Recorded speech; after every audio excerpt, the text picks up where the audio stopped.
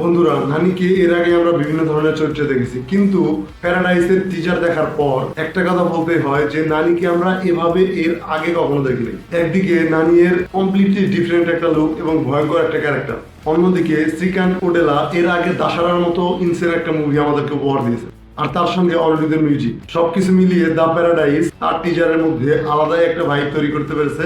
আর সেই জিনিসটার জন্য আমাদের মধ্যে এক্সপেকটেশনটা বেশি। কিন্তু টিজার প্রকাশের পর আমার রিয়াকশনটা একদমই সিম্পল না, কারণ টিজারের মধ্যে এমন কিছু জিনিস আছে যেগুলো সত্যি আমাকে ইমপ্রেস করতে পেরেছে।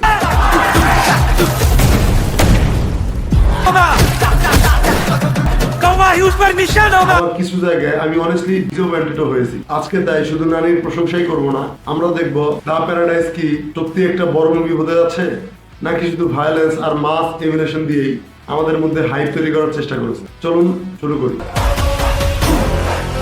প্রথমে আসি নানিকে সাধারণত আমরা তার ন্যাচারাল অ্যাক্টিং এর জন্যই বেশি ভালোভাবে চিনে থাকি, কারণ নানি এমন একজন অ্যাক্টর যিনি খুব বেশি ওভার দ্য টপ না গিয়েও ক্যারেক্টারের ইমোশন খুব ভালোভাবে স্ক্রিনে ফুটিয়ে তুলতে পারে।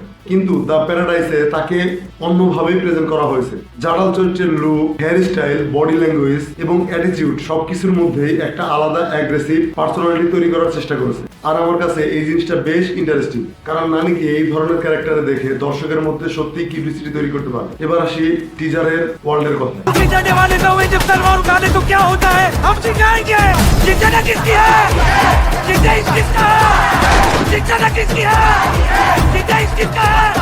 দ্য প্যারাডাইসের সবচেয়ে বড় স্ট্রং পয়েন্ট আমার কাছে যেটা মনে হচ্ছে সেটা হচ্ছে যে এর অ্যাটমসফিয়ার, কারণ পুরো টিজার জুড়েই একটা র, ডার্ক এবং ভায়োলেন্ট এনভায়রনমেন্ট রাখার চেষ্টা করা হয়েছে। আর স্টোরির ব্যাকগ্রাউন্ডটা বেশ ইনসেন, কারণ এখানে শুধু হিরোইন স্টোরি না, এখানে পাওয়ার এভলিউশন, এখানে পাওয়ার অপারেশন এবং রেভলিউশন এর বড় একটা কনফ্লিক্ট তৈরি করার চেষ্টা করা হয়েছে। আর এই জায়গাটাই দ্য প্যারাডাইসকে ইন্টারেস্টিং করে তুলতে পারে। কিন্তু এখানে আমার প্রথম প্রশ্ন যেটা আসে সেটা হলো, এই ওয়ার্ল্ডের মধ্যে স্টোরি ঠিক কতটা স্ট্রং হবে? কারণ টিজারের মধ্যে আমরা অনেক অ্যাকশন দেখেছি, অনেক ভায়োলেন্স দেখেছি, অনেক এলিভেশন দেখেছি, কিন্তু স্টোরি এর ব্যাপারে খুব বেশি একটা ক্লিয়ার আইডিয়া পাইনি। এটা একদিকে ভালো দিক, কারণ টিজারের মধ্যে সবকিছু রিভিল করা উচিত না। আর অন্যদিকে যদি মুভির মধ্যে শুধু অ্যাকশন এবং এলিভেশনটাই থাকে তাহলে সমস্যা হতে পারে। আর এবার আসি অ্যাকশনের কথায়। এখানে অ্যাকশনকে পলিশ এবং গ্ল্যামারাস করার চাইতে গ্রিটি ফিলিং দেওয়ার চেষ্টা করা হয়েছে, আর আমার মনে হয় এই স্টাইলটাই মুভির সাথে খুব ভালোভাবে স্যুট করতে পারে। আর আমার পার্সোনাল কনসার্ন হচ্ছে, প্রায় প্রতিটা সিনেই যদি ভায়োলেন্স এবং ব্লাড দেখানো হয় তাহলে এক সময় গিয়ে সেটা ইম্প্যাক্ট হারাতে পারে।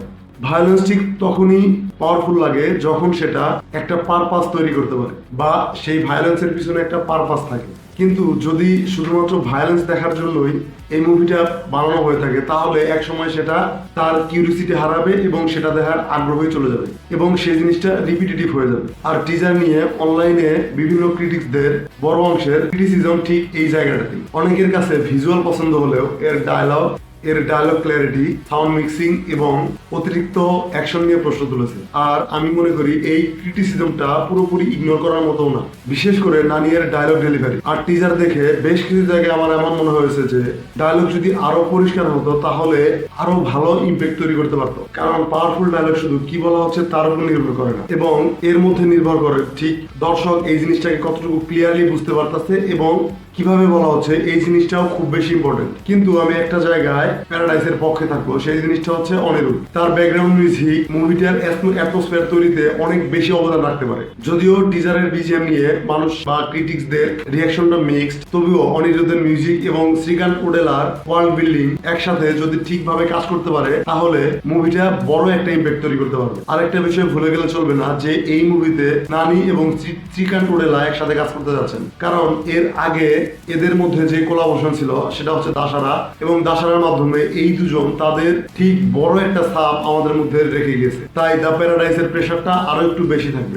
এখন এখানে সবচেয়ে বড় প্রশ্ন যেটা সেটা হচ্ছে যে নানি কি এই ক্যারেক্টারটা ঠিক সেভাবে ক্যারি করতে পারবে কিনা। এখন আমার ব্যক্তিগত উত্তর যদি আপনারা জানতে চান তাহলে আমার মনে হয় যে নানি এই ক্যারেক্টারটাকে ঠিক ভালোভাবে ক্যারি করতে পারবে, কারণ টিজার দেখে আমি এখনই বলবো না যে নানি এর ক্যারেক্টারের সবচেয়ে ভয়ঙ্কর অংশটা আমরা এখনই পেয়ে গেছি, কারণ শুধু লুক বদলালে এই ক্যারেক্টারটা মেমোরেবল হয়ে যায় না। কারণ আমি চাই দ্য প্যারাডাইসের মধ্যে জাডাল শুধুমাত্র একটা মাস হিরোয়ের ক্যারেক্টার না হয়ে একটা মেমোরেবল ক্যারেক্টার হয়ে থাকুক, যার একটা পাস্ট আছে, নিজের কিছু পেইন আছে এবং একটা মোটিভেশন আছে, যার জার্নি শেষ পর্যন্ত অডিয়েন্সকে ইমোশনাল করতে পারবে।